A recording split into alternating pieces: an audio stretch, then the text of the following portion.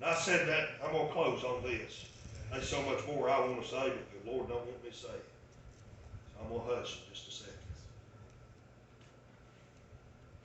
Amy will tell you the same thing I'm about to tell you. Me and her's talked about it. She's never had a problem submitting to me and the Lord when I'm following. When I'm doing my job. When I'm doing what God tells me to do.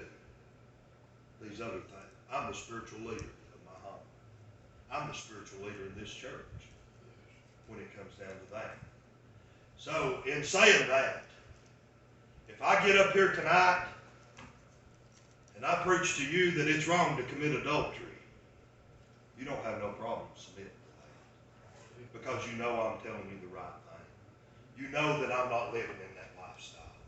So you don't have any problem submitting to that. So I said that to say this, when I'm in my home and I'm doing what God wants me to do and I'm living the way God wants me to live and I'm practicing this word the way that God wants me to practice and I'm leading my home the way that I'm supposed to, I'm leading this church the way that I'm supposed to, she don't have a problem. Submit. That's the way it works. God's family. I said I was done. There's many members in this church today, and each member has a different function. You might be the hand.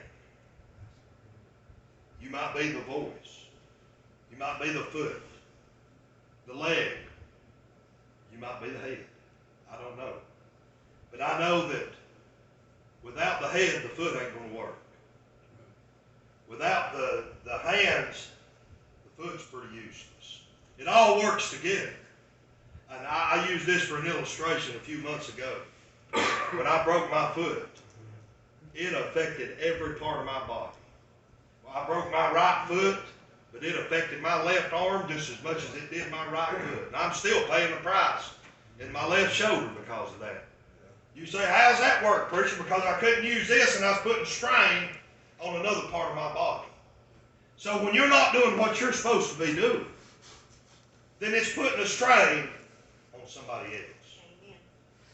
Whether it's in church or whether it's at home.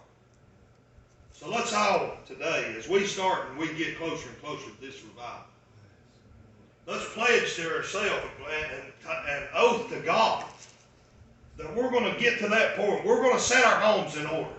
We're going to get our lives in a place that we can have revival. Let's not wait till revival starts and start setting things in order. Let's not wait till these preachers have preached their heart out and they've cried every single night, God, why ain't they moving? Lord, why are you? And I've been there, I know. You can ask Amy, I went and I preached weeks at a time and nobody moving and me begging God, Lord, why ain't they moving? Then the last night somebody moved and revival really take off and then everybody's wore out.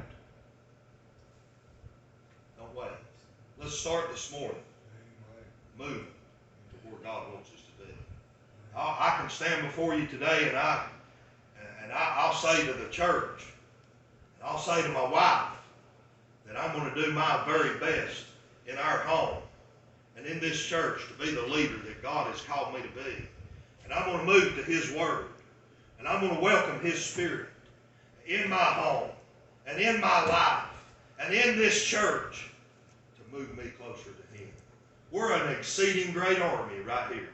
There's what, 14 or 15 of us here this morning? But this is a great army for the Lord when we've got on the right armor and we're equipped the right way. So let's do what we're supposed to. Everybody stand. I've done my best for the Lord.